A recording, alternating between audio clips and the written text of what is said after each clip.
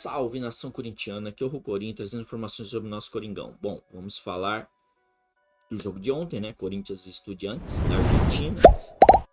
O jogo foi uma porcaria, para não falar outra coisa. O Luxemburgo errou na escalação. Colocou o Romero lá de centroavante, morto. Não conseguiu fazer nada, né? Deveria, no mínimo, ter colocado ele na ponta esquerda, onde ele atua. E porque também assim, você vai falar, podia ter colocado o Biro, meu Deus, era melhor ter deixado o Romero lá, na ponta onde eu falei, né? E assim, depois ele colocou ainda o Renato Augusto, puxou mais pra frente, e assim, piorou a situação, aí a gente ficou sem meio também. Matias Rojas não jogou nada, assim, ninguém jogou nada, resumindo, ninguém jogou nada, os únicos que jogaram foi a defesa, o Lucas Veríssimo, que jogou muito, tanto que ele no SofaScore lá, ele tirou uma das maiores pontuações, teve quase lá 30 tiradas de bola. Então, cara, eu vou fazer o quê? Vou falar o quê do cara, né? Isso é um baita de um zagueiro.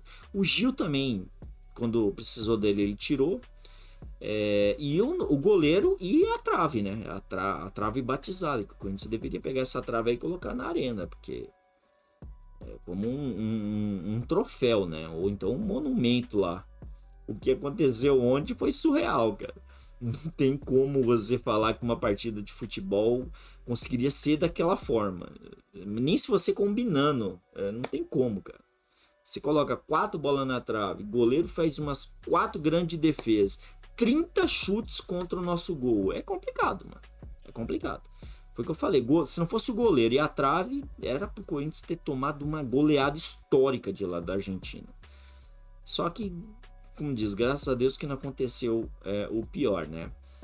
Só que aconteceu o pior depois na coletiva, né? Que o seu Luxemburgo, pelo amor de Deus, cara, como é que um técnico consegue falar tanta merda em pouco tempo? Ele simplesmente falou que a estratégia funcionou e o Corinthians se classificou. Tipo assim, eu queria saber qual que é a estratégia, né? Porque logo de cara a gente já toma gol no começo da partida. Queria saber que grande estratégia é essa, né? O planejamento. Mas enfim, o time só jogou para trás, ataque contra a defesa, não tem o que falar. E aí, para piorar a situação, ele fala que na partida contra o São Paulo, né? Porque ele estava sendo apedrejado pelos jornalistas e tal, e ele estava ficando puto também, né? Com todo mundo, como sempre todo coletivo ele faz isso. E aí, para piorar, ele fala que contra o São Paulo o planejamento era de perder de 1-0 no primeiro tempo. Tipo assim, eu nunca vi você fazer um planejamento, você perder de 1-0 de um time. Cara, ridículo, cara.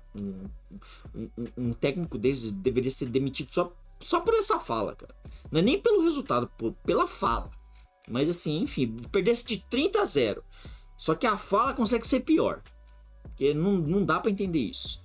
E aí ele falou que como tomou o segundo gol, então acabou com a estratégia dele. E aí ele teve que colocar o time pra frente. Tipo assim, deveria ter colocado o time pra frente desde o começo, né? Então, se for pra abrir a boca pra falar besteira, é melhor ficar calado.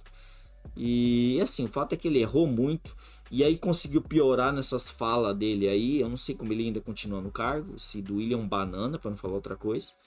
E a gente fica impaciente, né? O torcedor fica louco com essas falas dele. Porque basicamente chamou ele de pequeno e o Corinthians também. Porque como é que pode você entrar num jogo pra perder, né? E depender do Cássio. E ainda, fora isso também, que ele ainda falou que arrumou estratégia para simplesmente esperando o Cássio fazer alguma defesa. Tipo, eu vou falar o que de um técnico desse, né?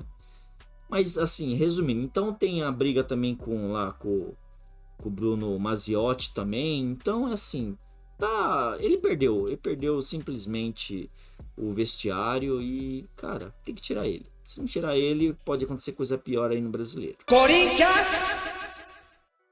Vamos falar do próprio Cássio, né? Que foi o melhor, ele e a trave, né?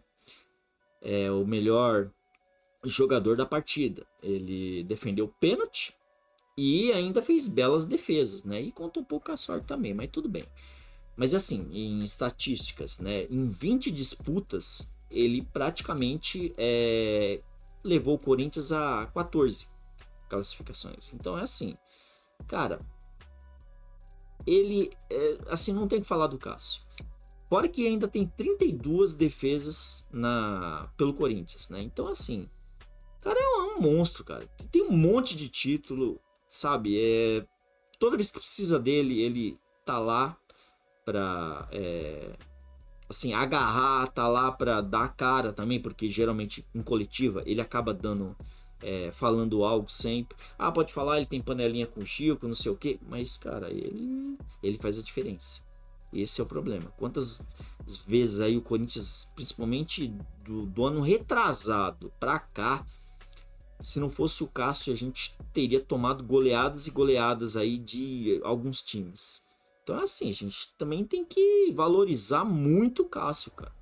Porque ele tem uma bela de uma história. E não é só porque ele tem história, não. Porque o cara joga mesmo, cara. O cara joga. Quando necessita dele, ele tá lá, cara. Ele tá lá e sempre teve lá. Então é assim. Eu não tenho nada que falar do Cássio. O Cássio joga muito. O cara é foda, mano. O cara não tem que falar dele. Corinthians! Bom, e falar do Matias Rojas, né? Ontem, no final da partida, poucos jogadores deram coletiva e o Matias Rojas falou que ele nunca sofreu tanto em uma partida de futebol e que o elenco precisa melhorar. Então é assim, o desempenho, né, da equipe precisa melhorar. Então é assim, cara, a gente vê que até próprio jogador já não tá mais aguentando essa situação. O Luxemburgo, tem jogadores que estão contra o Luxemburgo. Você vê, é preparador físico, é jogador falando abertamente, sabe? O Luxemburgo ignorou essa fala do Matias Rojas, mas falaram lá na coletiva e ele fingiu de morto.